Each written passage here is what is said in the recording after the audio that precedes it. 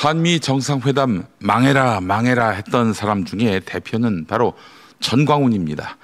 전광훈이 며칠 전에 했던 발언 들어보시죠.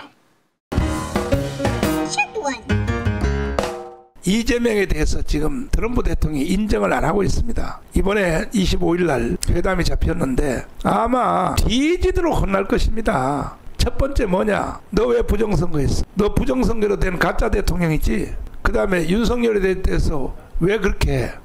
아마 뒤지도록 혼날 것입니다. 그런데 윤석열 대통령 빨리 석방해. 그리고 내 말 안 들으면 지금은 관세 15%지만은 100% 때린다. 100%. 그럼 바로 IMF 오는 거지. 바로 이제 25일 날 정상회담은 끝난 뒤에 벌써 딱 나와서 무슨 그 기자회견 하거나 한국에 들어와서 하는 말 들어보면 금방 알아버려요. 또 다른 목사 얘기 좀 해보겠습니다. 간밤 백악관에서 열린 한미 정상회담. 그 직전에 도널드 트럼프 대통령은 자신의 소셜미디어에다가 다소 충격적인 글을 올렸습니다. 지금 한국에서 무슨 일이 일어나고 있느냐. 마치 숙청이나 혁명처럼 보인다. 이런 상황에서는 미국이 사업을 할 수 없다. 네, 꽤 강도 높은 발언이었습니다. 정상회담을 불과 몇 시간 앞둔 시점 공개적으로 이런 메시지를 던진 것이지요. 트럼프가 직접 언급한 사안은 개신교계 인사들에 대한 압수수색이었습니다.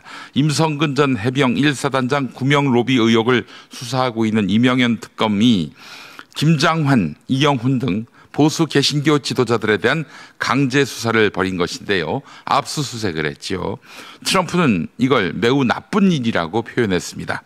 한국의 정치 사법 현안을 미국 대통령이 콕 집어 언급한 것, 이례적인 일입니다. 네, 이 트위터가 올라왔다고 하니까 김장환, 전광훈 등이 마음이 많이 설렜을 것입니다. 자, 김장환, 이 사람이 어떤 사람입니까? 미국 보수 개신교계와 깊은 네트워크를 지닌 인물입니다. 그리고 여러 차례 한국 외교 현장에서 사실상 비선 채널 역할을 했던 사람이지요. 김장환 본인도 압수수색을 당했습니다. 자, 그 직후에 설교 때 공개적으로 불만을 토로했지요. 자신이 한국 정부가 미국과 관세 문제를 놓고 협상을 할 무렵에 수사가 들어왔다. 이건 찬물을 끼얹는 것과 같다라고 말했습니다. 내가 도와주려고 했는데 이재명 정부가 이런 식으로 나를 대접한다면은 내가 역할을 안 하겠다. 더 나아가서 회방을 놓겠다. 이런 뜻으로 해석이 됐습니다. 그 뒤에 민주당 수석 대변인 박상혁 의원이 뭐라고 했습니까? 특검이 개신교계를 수사할 때에는 절제가 필요하다. 이런 말을 했습니다. 제가 그걸 가지고 며칠 동안 맹렬하게 비난을 하니까 억울하다면서 당 지도부가 시켰다. 이렇게 이야기를 했었죠. 김장환의 존재감이 결코 작지 않음을 알 수가 있는 대목입니다. 여기서 잠시 시간을 거슬러 올라가 보겠습니다. 1979년입니다. 카터 대통령이 방한했을 때 청와대 회담장은 살벌했습니다. 주한미군 철수를 밀어붙이던 카터, 그리고 강하게 반발하는 박정희 대통령.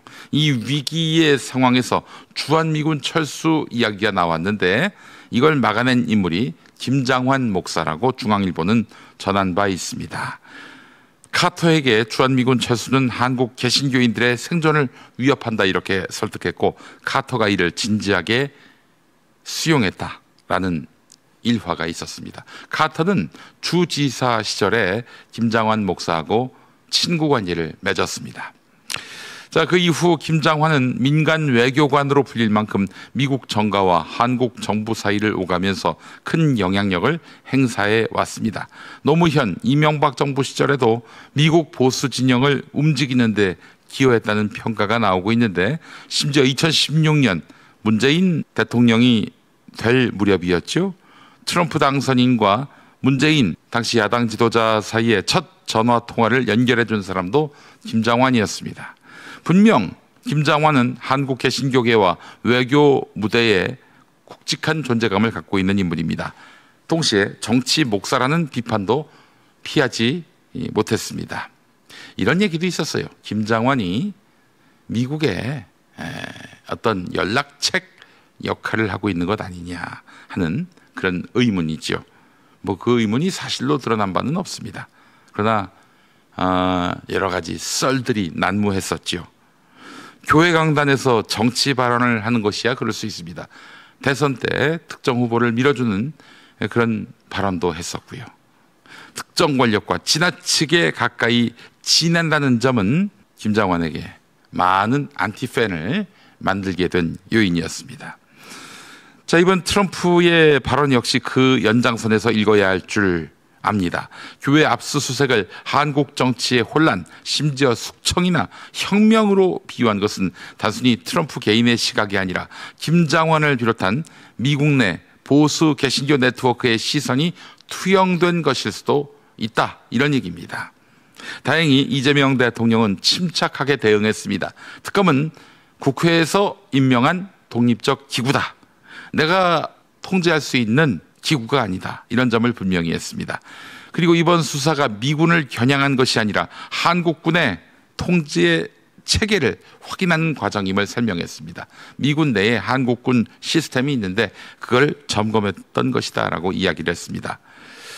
이때 트럼프가 갑자기 혹시 그 한국의 특검이 정신 이상자 잭 스미스 아니냐, 이런 농담 섞인 말을 던졌습니다. 트럼프가 이 잭 스미스 특검 때문에 무지하게 고생을 많이 하지 않았습니까? 예. 여기서 잭 스미스를 저격한 것이죠. 의문의 일패를 당한 잭 스미스였습니다. 회담장은 웃음으로 넘겼지만 사실 그 속에는 트럼프 개인의 깊은 정치적 감정이 깔려 있었던 것입니다.